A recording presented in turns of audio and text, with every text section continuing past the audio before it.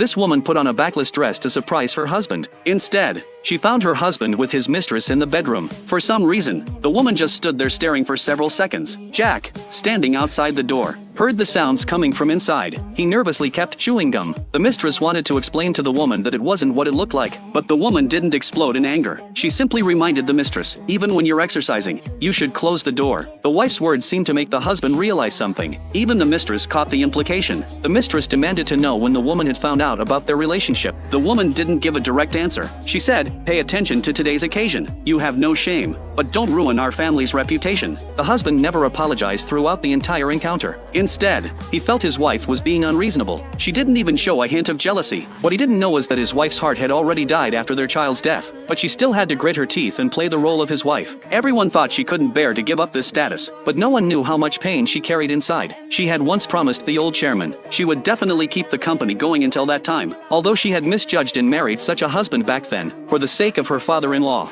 who had treated her like his own daughter, she wouldn't let her deceased father-in-law down. Even discovering her husband's affair on the spot didn't matter to her. Besides, the mistress was nothing more than a pawn. Saying it didn't hurt would be a lie. After all, she and her husband had come together because of love. But after their child died, her husband completely changed. She didn't know if it was her husband's true nature being revealed. It actually led her to discover her husband's shocking secret. Drunk, she prepared to return to the hotel. While walking, her left foot tripped over her right foot. Jack, who was behind her, instinctively stepped forward to steady her. Lucy paused for a moment. When she saw it was Jack, she immediately pulled her hand away, because in her world, men were all no good. Jack still thoughtfully pressed the elevator button for her. He thought that was the end of his involvement, but as the elevator doors were closing, Lucy's eyes were clearly lonely. The next second, the elevator doors reopened. Lucy held the button down without saying anything, but her actions clearly indicated she was waiting for Jack to enter. Jack certainly understood what she meant. His heart wrestled with the decision for a few seconds. He still decided to be wise about it. On the surface,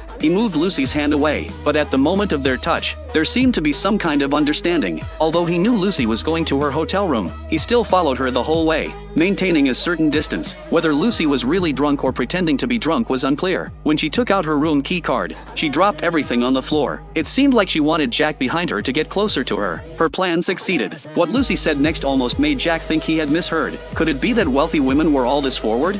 나 너는 그냥 너랑 자버릴까?